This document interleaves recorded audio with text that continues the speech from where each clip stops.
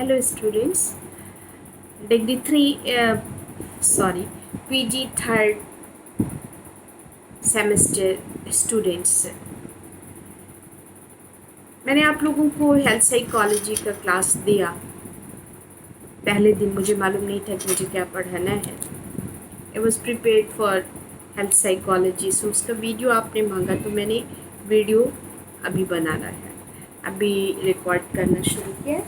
तो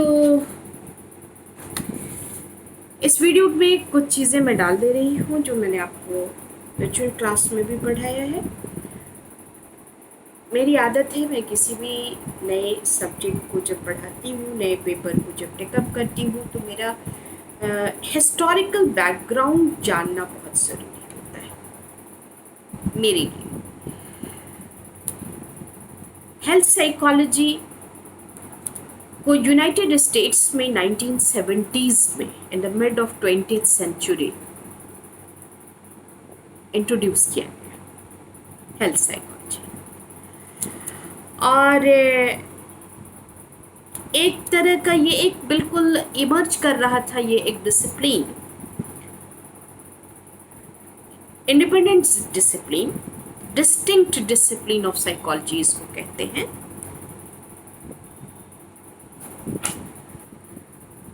very distinct discipline है ये। और 1970s में ये, यानी 1970 के दशक में ये इमर्ज किया, यानी इसका जन्म हुआ।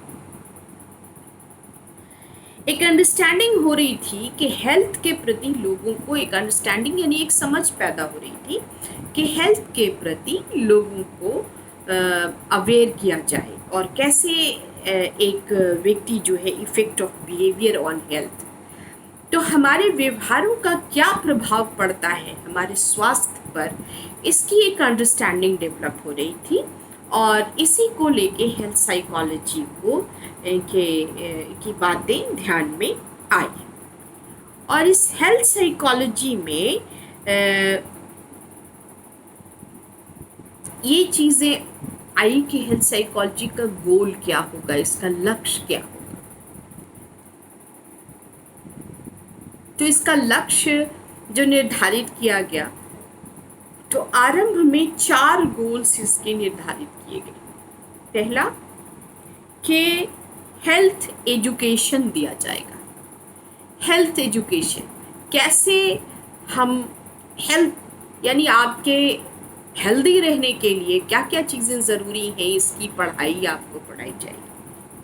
पहला गोल लक्ष्य यही था कि इसमें हेल्थ एजुकेशन दिया जाए, कौन कौन सी बीमारी है, किस बीमारी का क्या असर है, कौन सी चीज़ें हैं जो आप इस बीमारी से आपको एक्सपोजर देती हैं। यानी हेल्थ एजुकेशन में बहुत सारे उसके टारगेट, वो जो एजुकेशन के अंदर जब हम लोग वहाँ पे डेप्थ में जाएंगे तो पता चलेगा कि उसके क्या क्या ऑब्जेक्टिव्स, तब हम लोग डिस्कस करें।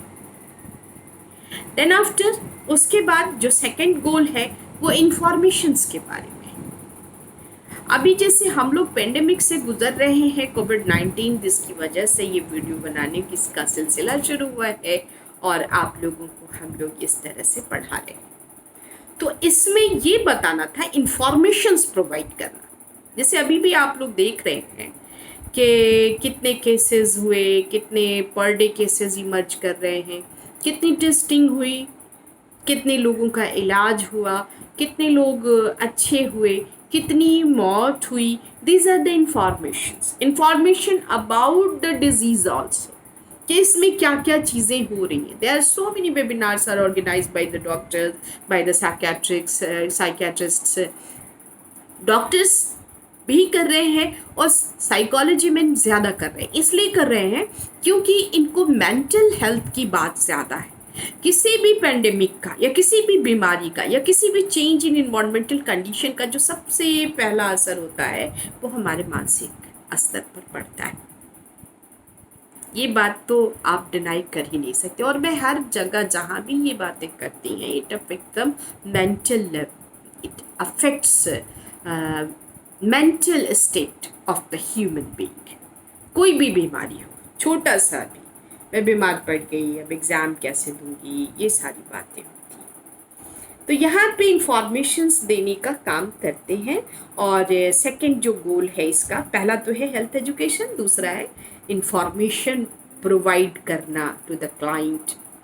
कैसे सारी चीज़ों को पढ़ा, जाना, देखा, डिफरेंट चीज़ों पे रिसर्च किया और उसके बाद उसको लेके आते हैं। तो ये करते हैं। तीसरी बात ये है कि इसका प्रिवेंशन क्या है। अब जैसे पेंडेमिक 19 कोविड-19 जो है, इसका प्रिवेंशन सबसे पहला है कि stay at home and keep safe yourself. घर पर रहिए और अपने आप को सुरक्षित रखिए। ये आपको एक स्लोगन दिया गया है, ये this is the prevention measure of the pandemic. तो ये चीज़ें, प्रिवेंशन क्या है? मास्क लगाइए, ग्लव्स डालिए, सैनिटाइजर्स यूज़ कीजिए, 10 सेकंड तक हाथ को ज़रूर धोइए, दिन भर में 10 बार धोइए। तो ये क्या है? ये सारे प्रिवेंशन मेजर्स हैं और प्रिवेंशन बताया जाता है। फिर कुछ खाने की चीज़ें आपको बताई गई हैं जिससे इम्यूनिटी रेज करे। ऑक्सीजन कैसे आपका बढ़े, ऑक्सीजन लेवल कैसे घट जाता है इस बीमारी में, तो वो चीज़ें बताई जा रही हैं। ऑक्सीजन ऑक्सीमीटर आप रखिए, this is the prevention measure. तो ये हेल्थ साइकोलॉजी का है कि किन चीज़ों को, बीमारी नहीं है लेकिन हम जब जानते हैं कि इन चीज़ों से इस बीमारी के साथ लड़ा जा सकता है, तो हम लोग उन चीज़ों को घर में मुहैया करने की कोशिश करते हैं, अकॉर्डिंग टू द पॉकेट हम लोग करते हैं। तो जैसे कुछ जिनके पास पैसा है तो वो लोग जो हैं वो अभी ये कर रहे हैं, ऑक्सीजन सिलेंडर है, इंफ्रारेड थर्मोमीटर्स हैं जो दूर से आपका टेम्परेचर चेक करते हैं। अगर 36.5 तक 36 से 37 सेल्सियस आता है तो आप फिट हैं। ऑक्सीमीटर है। तो ये प्रिवेंटिव मेजर्स हैं जो आपको बताए जाते हैं। तो ये हेल्थ साइकोलॉजी का भी है, जो मेंटल स्टेट को कैसे स्टेबल रखा जाए, किस तरह से। दे आर 7 रेसिलियंस, 7 सीज जिसको कहते हैं, एंड दैट रेजिलियंट करता है आदमी को। रेजिलियंट एक वर्ड है, रेजिलियंट जिसमें हम साइकोलॉजिकली इम्यूनिटी बढ़ा लेते हैं अपने, तो उसमें 7 सीज की बात आती है। 7 सीज कौन कौन है, अब इस चीज़ को हम लोग बात करेंगे, थोड़ा सा आपको इस पर हम बता देते हैं। और वो ये है कि कोविड-19 का जो 7 सीज है रिजिलियंट बढ़ाने का, वो है कॉन्फिडेंस है, वो कनेक्टेडनेस है, वो इफ़िशिएंसी, कॉम्पिटेंसी है, उसके बाद कंट्रोल है, उसके बाद कैरेक्टर है, उसके बाद से एक वर्ड और है, याद नहीं अभी आ रहा है, लेकिन आई थिंक के मैं आपको बता सकती हूँ। तो ये जो 7 सीज हैं जो आपको रिजिलियंट करते हैं, तो this is the prevention measure. ये प्रिवेंशन मेजर्स हैं जिसमें आपको ये करना होता है कि आप किसी तरह से भी अपने को बहुत ही अच्छे ढंग से इस्टेब्लिश कर पाइए और समझ पाइए कि जैसे अभी फिर हम आपको रिपीट कर रहे हैं, याद आ गया है हमको, कूपिंग, एक वर्ड छूट रहा था। कूपिंग किसको कहते हैं? कूपिंग कहते हैं कि किसी भी स्ट्रेस के साथ हम डील कर लेते हैं। आज हम इसमें हेल्थ साइकोलॉजी में यही चीज़ आपको हम बताते हैं जो हमने वर्चुअल क्लास में नहीं बताया था। तो इसमें कॉम्पिटेंस है, आपके अंदर कॉम्पिटेंसी होनी चाहिए कि आप किस तरह से किसी भी चुनौती का सामना कर रहे हैं। दूसरी चीज़, आपके सामने चुनौती का सामना ज़रूर करना चाहिए आदमी को, इसलिए दूसरा है कि आप में कॉन्फिडेंस होना चाहिए कि आप जो भी करेंगे वो बहुत इफ़िशिएंटली आप कर लेंगे। ये कॉन्फिडेंस लेवल जहाँ आपका टूटा तो फिर all types of mental diseases जो है वो आप पर फन काढ़ के खड़ी हो जाएंगी और आपको डस लेंगी। तो कॉन्फिडेंस को ऑलवेज हाई लेवल पे रखना चाहिए हर किसी को।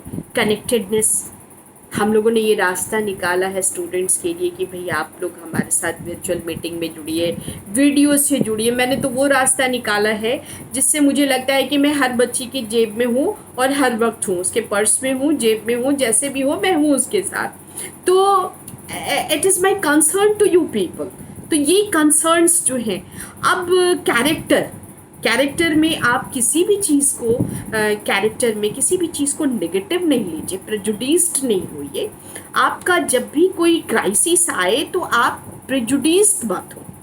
प्रेजुडिस अगर आप हो जाती, यानी पूर्वाग्रही अगर आप हो जाती, तो आपकी ऐसी स्थिति अच्छी नहीं है आपके लिए। तो कम बैक टू, अगर हमको किसी भी चीज़ से, किसी भी समस्या से प्रॉब्लम आई है तो हमारा होम्योस्टैसिस यानी समस्थिति बिगड़ जाती। स्ट्रेस का भी यही कारण है।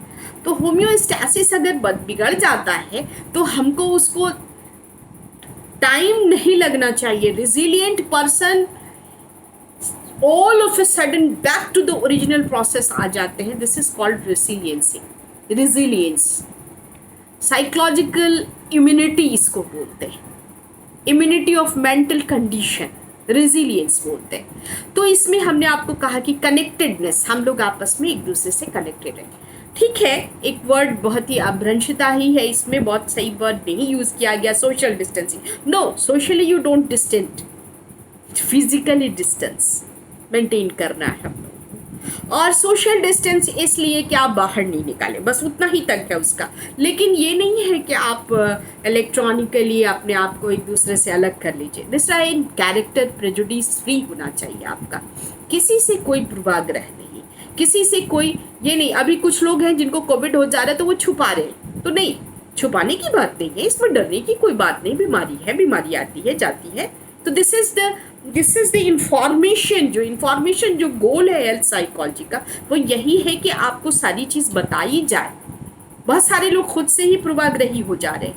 नेक्स्ट है कंट्रीब्यूशन, क्या आप कंट्रीब्यूट कर रहे हैं? कंटिन्यूअस कंट्रीब्यूट कीजिए आप। गरीबों की मदद करना, कुछ साबुन खरीद के बांट दिया कुछ लोगों को, ये तो एक तरह का एड हो गया। लेकिन अब उसमें कंट्रीब्यूशन क्या है कि हम लोग अपने आसपास के भी 10 लोगों को अगर हम इंफॉर्मेशन दे देते हैं, उनको समझा देते हैं बीमारी के बारे में, तो ये दिस इज कॉल्ड कंट्रीब्यूशन। तो रेजिलियंस आपका तभी बढ़ सकता है जब ये सारे फैक्टर। तीसरी चीज़ है आप नेक्स्ट जो छठा पॉइंट है वो है आपका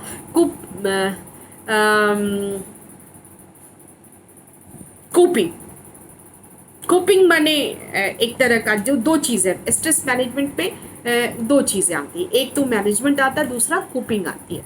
तो कोपिंग अलग है, यानी देखिए ये पैंडेमिक आ गया, ये कोविड-19 आ गया, कोरोना वायरस, ये अब जाएगा नहीं, ये भी बात आप जान लीजिए। ये इन्फॉर्मेशन भी आपको हेल्थ साइकोलॉजी के अंदर होनी चाहिए।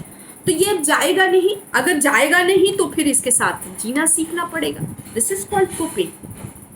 तो जो न्यू कंडीशंस हमारे लाइफ में आए हैं उनके साथ हम कैसे रिजिलियंट हो जाएं, कैसे उनके साथ अपने आप को एडजस्ट कर लें, ये चीज़ हमारे लिए बड़ी बात है। And spring back to the original condition, और तुरंत वापस आ जाइए। मेरे चेहरे पे आपको कोई तनाव नहीं दिखेगा। मैं ये नहीं कहती कि मुझे स्ट्रेस नहीं होता है, बहुत होता है, बहुत ज़्यादा होता है। लेकिन मैं रेजिलियंस को बहुत अच्छे से अंडरस्टैंड करती हूँ और कोशिश करती हूँ कि मेरे जितने स्टूडेंट्स हैं वो भी अपने प्रॉब्लम्स को इसी तरह से रिजिलियंट करके वापस चले जाएं इन 7 और 6, 7, 8 सीज के साथ। सीज माने सी से स्टार्ट होने वाले सारे वर्ड्स हैं।